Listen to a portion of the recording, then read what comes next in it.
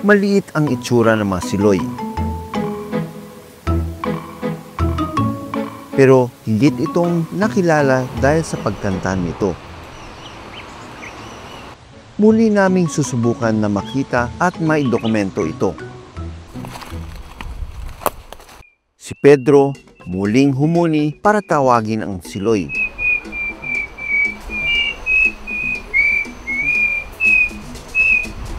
Maya-maya pa, tila may sumagot sa huni ni Pedro.